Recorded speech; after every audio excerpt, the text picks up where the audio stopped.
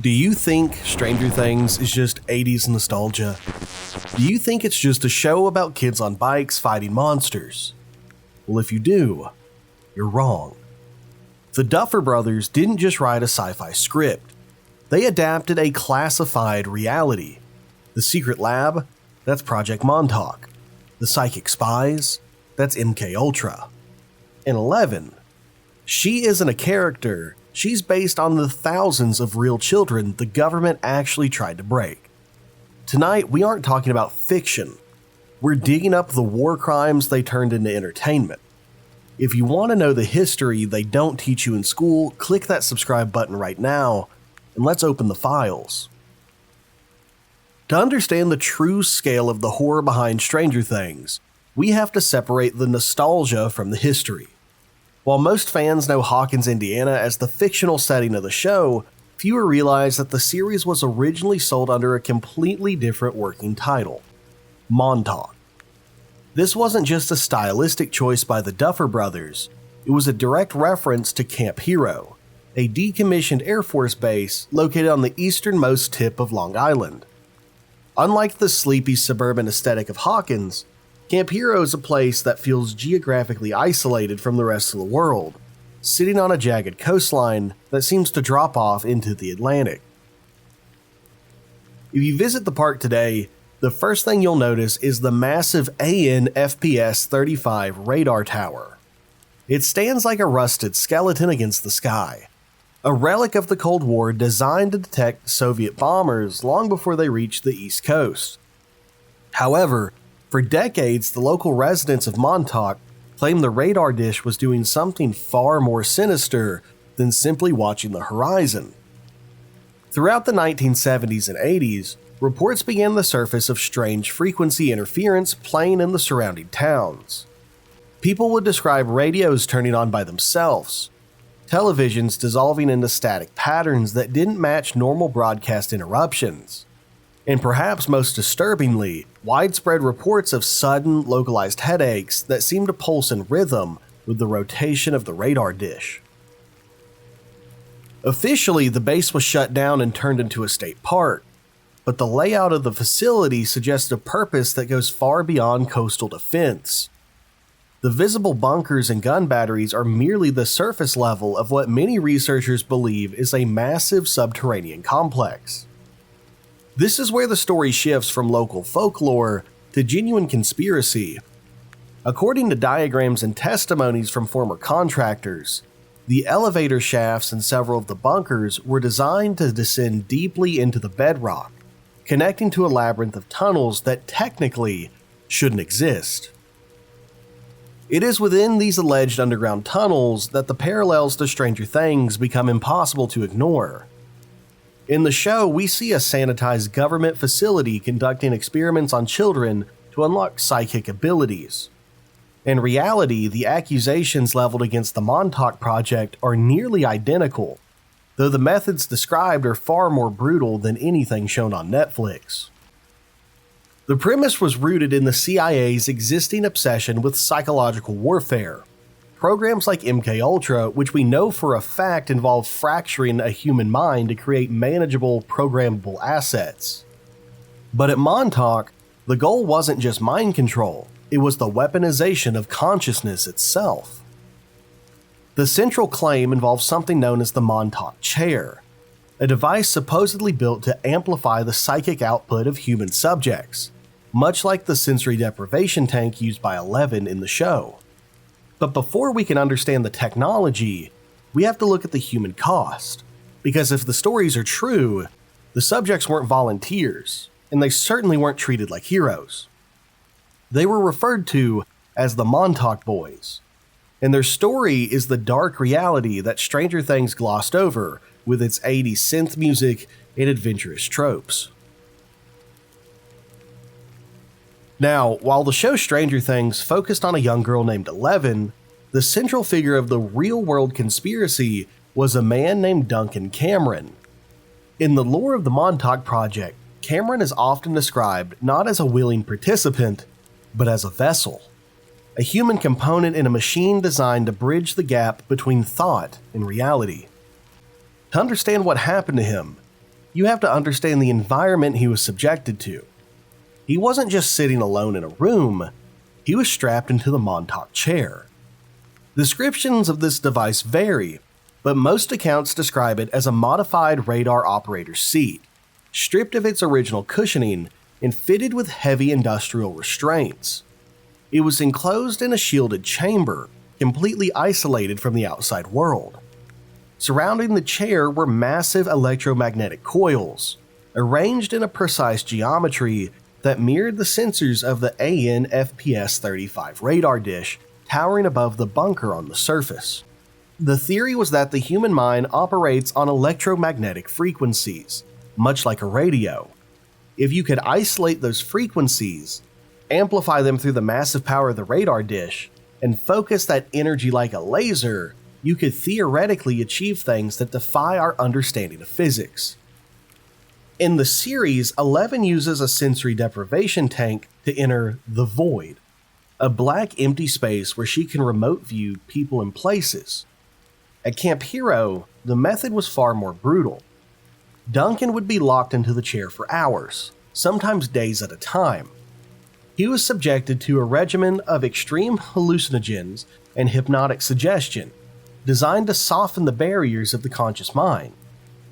The goal was to strip away his personality, his memories, and his resistance, leaving only a raw, programmable consciousness. According to Preston Nichols, one of the primary whistleblowers of the project, the experiments happened in phases. The first phase was the seeing eye. The scientist would hand Duncan a sealed envelope or an object that he had never seen before. Deep in his trance state, amplified by the gigawatts of energy pushing through the chair, he was ordered to visualize the object through the sensors. At first, the results were chaotic.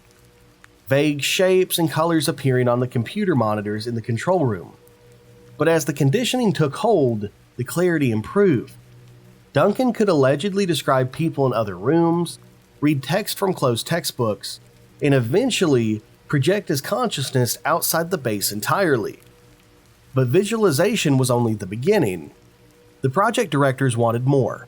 They wanted to know if the chair could do more than just see reality. They wanted to know if it could change it.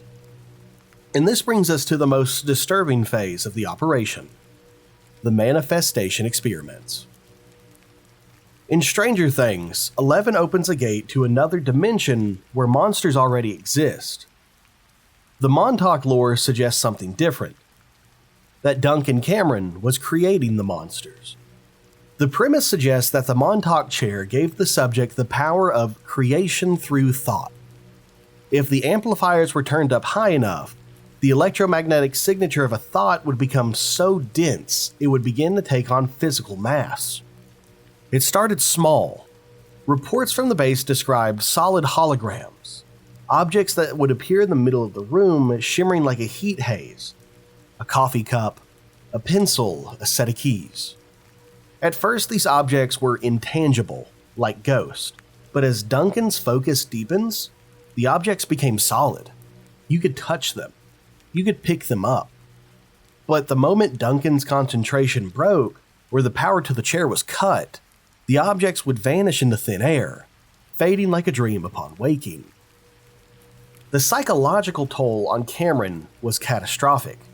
He was living in a state where the line between his internal thoughts and the external world had completely dissolved. He began to lose track of time, experiencing loss of time episodes where hours or days would disappear from his memory. A side effect, some say, of the chair's manipulation of space-time itself. And this is where the experiment became dangerous. Because a human mind is not a computer. It cannot be perfectly controlled. It is filled with intrusive thoughts, subconscious fears, and repressed nightmares. If a machine can bring a person's thoughts to life, it doesn't just manifest their commands, it manifests their demons. It's said that during one intense session, a safeguard on the chair failed.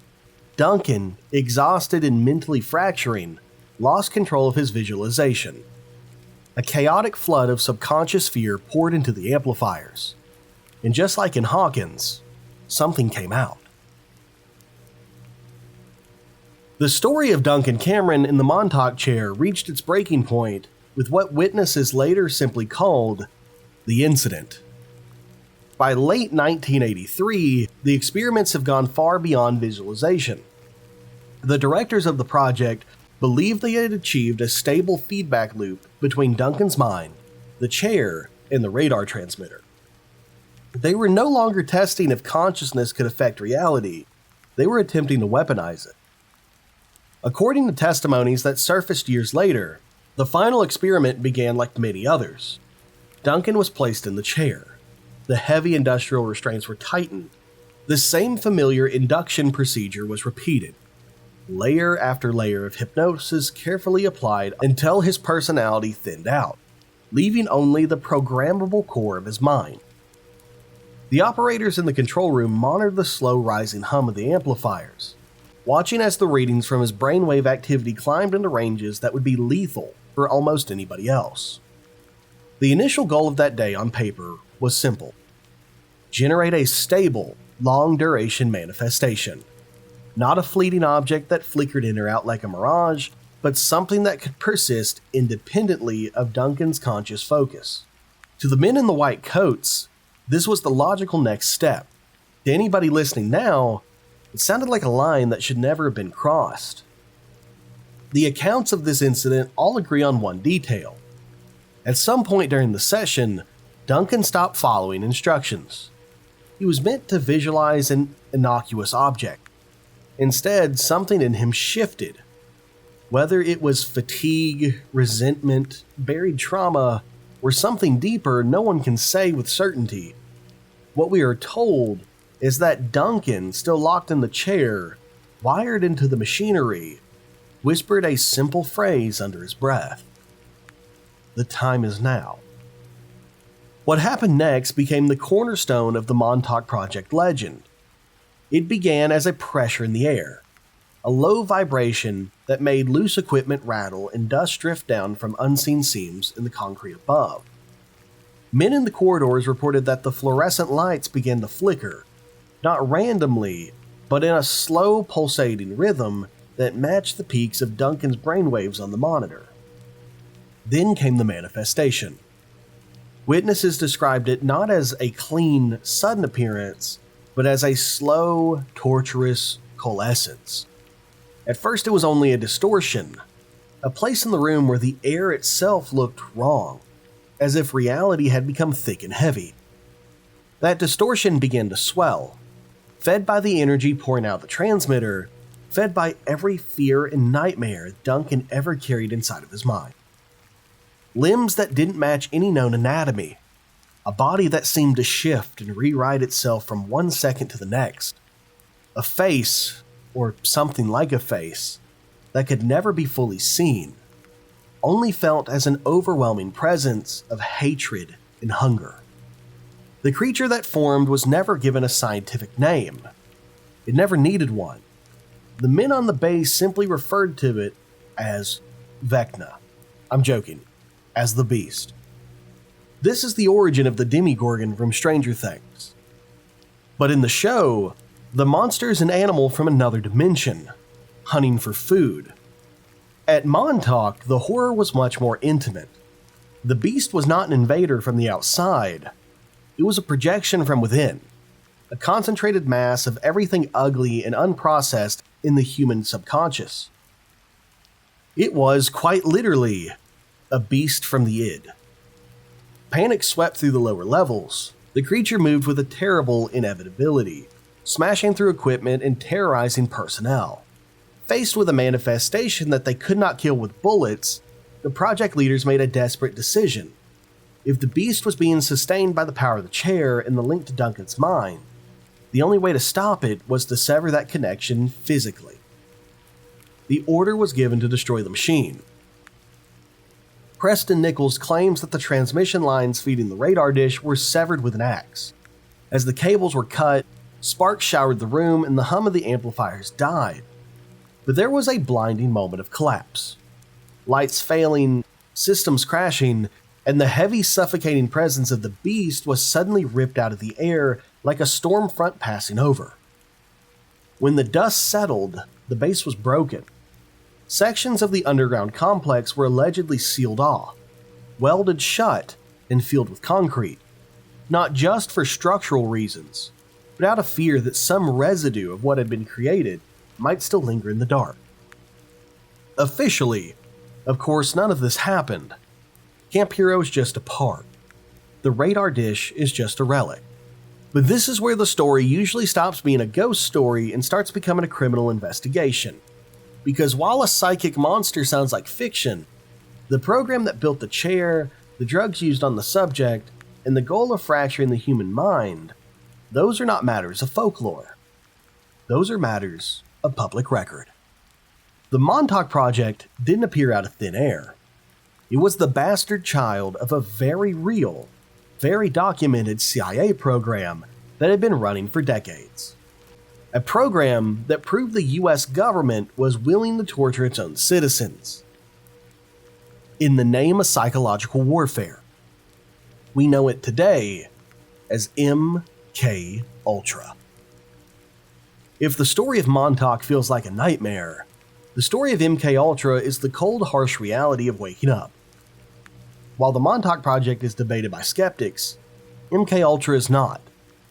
In 1977, a cache of 20,000 documents was discovered, having survived a destruction order by CIA Director Richard Helms. These papers confirmed what conspiracy theorists were whispering about for years.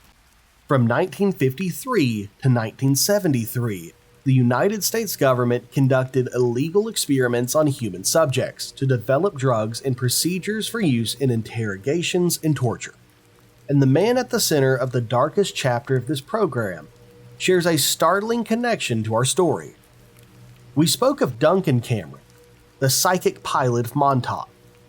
Now we must speak of Dr. Ewen Cameron, the president of the American Psychiatric Association and the driving force behind MKUltra Sub-Project 68.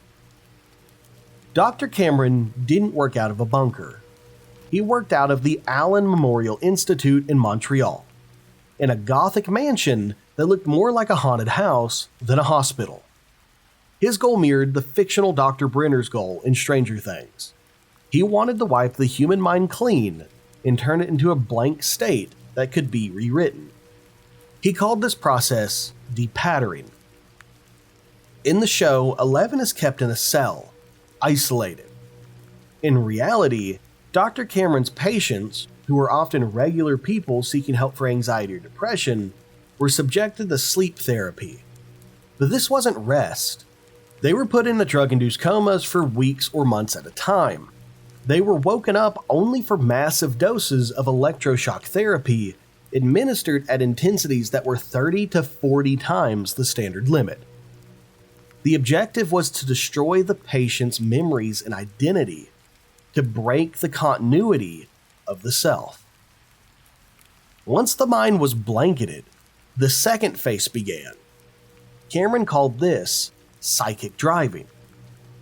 This is where the inspiration for the laboratory scenes in Stranger Things becomes undeniable.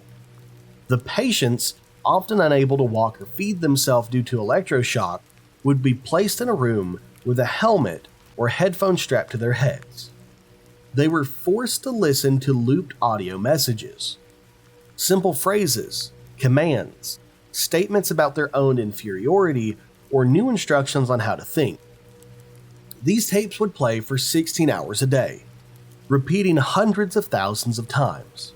Imagine the isolation.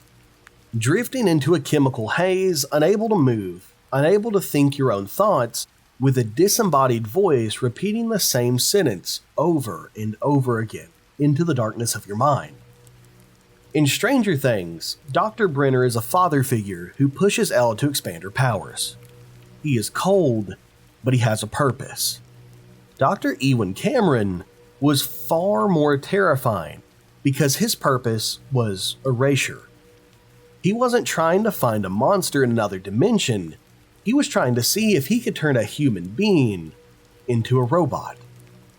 The victims of Sub-Project 68 didn't gain superpowers. They lost everything. When they were finally released, many had to be taught how to walk. how to talk, how to use the toilet again. They had no memories of their families, and they were the hollow men that the government had spent millions of dollars trying to create. So when you watch 11 float in that sensory deprivation tank, terrified and alone, remember that the tank is real. The drugs were real. The man in the white coat watching through the glass was real. The only difference is that in the real story, nobody came to rescue them. When you strip away the monsters, the neon lights, the bikes, the synthwave soundtrack, what Stranger Things is really about is power and what it's willing to do when nobody is watching. That's the part that doesn't belong to Hawkins. That belongs to us. Montauk sits in this strange pocket between folklore and testimony. You have a decommissioned radar base, fenced-off buildings, underground tunnels people swear exist, and a cluster of men starting in the 1980s, all beginning to tell versions of the same story. Psychic kids, government experiments, attempts to weaponize the mind. The details shift depending on who's talking. Sometimes it's time travel. Sometimes it's portals. Sometimes it's a creature pulled from pure fear. On paper, it reads like bad science fiction. But the structure of the story, that's familiar. A hidden program, test subjects who never volunteered, and people in lab coats convinced the ends justify whatever happens inside the walls. MKUltra, unlike Montauk, doesn't live on the fringe. It sits in court records, declassified memos, budget requests, and heavily redacted reports. You can read the language yourself. Behavioral modification, special interrogation techniques, terminal experiments. You can see the way people were reduced to case numbers and subprojects. And when you place MKUltra on one side of the table and the Montauk allegations on the other, it stops being about whether every wild claim is literally true, and it starts being about patterns. Governments lying about human experiments is not a theory, it's a precedent. That's what makes Stranger Things feel more like a clever homage. Hawkins Lab may be fictional, but an isolated facility with a blank check to push human subjects past their limits is not. 11 might be a character, but the idea of a child raised in an institution, observed through one-way glass, punished and rewarded to shape her abilities, sits uncomfortably close to the logic that drove real programs we can prove exist. The show dresses it up with demigorgons and parallel dimensions because that's easier to sell. Child test subject in a tank of water feels like horror when it's bathed in blue light and backed by music. In a black and white photo from the 1950s, it's not entertainment, it's evidence. Skeptics look at Montauk and say, where are the documents? Where are the memos? Where's the smoking gun? And they're right to demand it. Extraordinary claims should have more than rumors. But MKUltra gives us something uncomfortable. Proof that the lack of paperwork doesn't mean nothing happened. We know the CIA deliberately destroyed a huge portion of MKUltra's files in the 1970s, just before Congress started asking hard questions. We know what survived was an accident. The leftovers nobody realized were sitting in a financial office. So when somebody points to an empty archive and says, if it were real, there would be proof, history quietly reminds us that sometimes the first thing a program erases is its own trail. There's a phrase that comes up a lot when people talk about shows like Stranger Things. Soft disclosure. Not an official confession, not a press conference, just a steady drip of stories that take something extreme, wrap it in fiction, and let you get the idea from a safe distance. You can watch 11 get strapped into the chair and tell yourself it's just a show. Even though the core image, a restraint subject, electrodes on the head, doctors pushing them toward a breaking point, is pulled straight out of the kind of history we already know happened. That doesn't mean the Duffer Brothers had access to some secret Montauk archive, though. It means they pulled from the same cultural reservoir everybody else does. Rumors about Montauk, exposed facts about MKUltra, real interviews with people who went into institutions for help and came out as a different version of themselves. When you combine those elements, Hawkins Lab doesn't feel original. It feels familiar, like a memory you can't quite place. So where does that leave us? One option is to keep everything in neat boxes. Stranger Things is fiction. Montauk is a hoax. MKUltra is a closed chapter. The end. That's the comfortable version. The other option is harder to sit with. Not that every Montauk claim is accurate, but that it doesn't have to be. Because the moment you accept that a government program like MKUltra was willing to drug, shock, and psychologically break down its own citizens in the name of research, the distance between this really happened and this could have happened gets very small. The biggest monster in Stranger Things isn't the Demogorgon or Vecna. It's the assumption that if people with enough authority decide you're expendable, there's very little you can do about it. In the show, that monster is trapped in another world. In reality, it wears a badge, signs a form, or sits on a committee deciding how far is too far. That's why these stories stick. They're not just about horror, they're about trust, and what's already been done in the dark, while the official story said everything is fine. If you made it this far, lying in the dark or driving alone, or just letting this play in the background, you're already doing things these programs never counted on. Paying attention. Taking the time to line up fiction with the fragments of fact and asking where one stops and the other begins. You don't have to walk away from this believing that time portals open under a Long Island radar dish. You just have to remember that institutions with power and secrecy have, at least once, turned human beings into material and called it science. If you want more of this, the places where pop culture, rumor, and documented history crash into each other, hit subscribe and stay on this side of the story. If you want to keep going right now, the next video waiting for you digs into another fracture in reality, another case where the official explanations don't quite line up with what people actually say. Click through it and let it roll, because between what we're told is fiction, what we're told is classified, and what really happened, there's always more information on the other side.